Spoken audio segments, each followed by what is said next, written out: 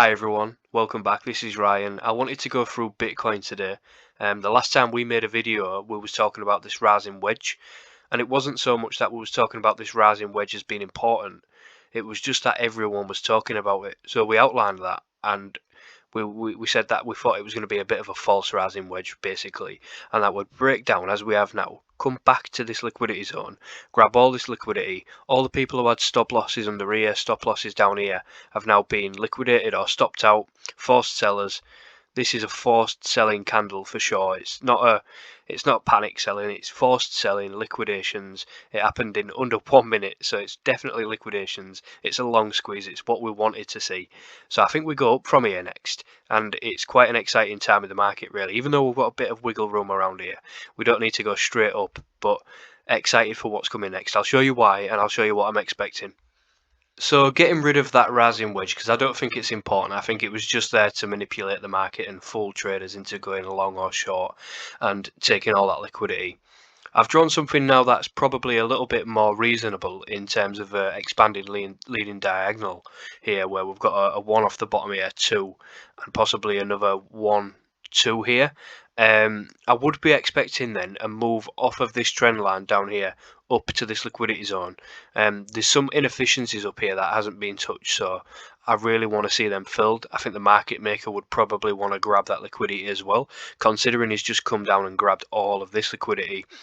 It makes sense in terms of a market maker perspective and fooling the market into shorting now and then moving up. It's a bit of a confluence level. We've got this trend line here that meets up right at this liquidity zone. I'll draw some trend based Fibonacci's as well, and we can see if we can get some more confluence. So in my last video, I did go through a couple of counts here as to why I think we was gonna get this drop and then move up. Couple of Elliott-wave counts. If you want to have a look at them, go to my last video. It's just the false rising wedge video, last one I made, and went through a couple of counts. But here I'm just going to draw a couple of trend-based Fibonacci's now from the top of the waves to the bottom of the waves, presuming they are 1-2s. See if we get some confluence here, and then we can check out some key areas that we might be looking for. So up here at the 1, 2, 3, 6 and the 2, 4, 1, 4, 1, 4, 1, 4. That's a good bit of confluence right here, intercepting this trend line. Just comes and grabs this liquidity. So for the next move up, if we do get one, I'm sort of eyeing up the 28,000 zone, 27,000 zone. That's where I'd be looking to take some profits if you're going long here, which I actually have done. I put a tweet out earlier to say I'm going long. I'll show you why I was going long, some market maker manipulation signs that I was seeing. Let's have a look at it. So just zooming in here, we're starting to see some market maker behavior now. As we got at the top, you can see we've got 1, 2, 3 hits to the high and then a slam down. And what you can see here, we're starting to wick below each wick now. It's classic market maker behavior before we get the 1, 2, 3 hits to the low and then move back up. And we've also got hidden bullish divergence here on the RSI. It's come lower than the last low for the RSI, but the price hasn't got as low. So it's hidden bull.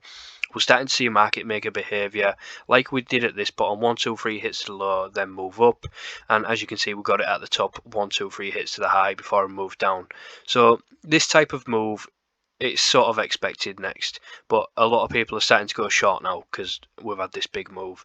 So to take out all of them shorts, move back up, take them all out, move back to this liquidity zone, and then possibly move up as a big running flat like this for Bitcoin. So that's what may be coming next, in my opinion. So I do think that's all there is to round up for Bitcoin at the minute. You can see that we got the move down we was expecting. I think the time to go short has been and gone. Don't forget, it's not financial advice, guys. I have got a trade on myself at the minute that I've just entered. I put it on over here on my Twitter, CryptoRyan17. Go over there, you can have a look at it. See the entries, the exits, stop losses. If you want to have a look at that, you can do. It's not financial advice, but I hope this analysis has helped. I'm coming up to 1 month on YouTube now, so I would like to thank anyone who's subscribed, likes the video, comments, it's really helpful.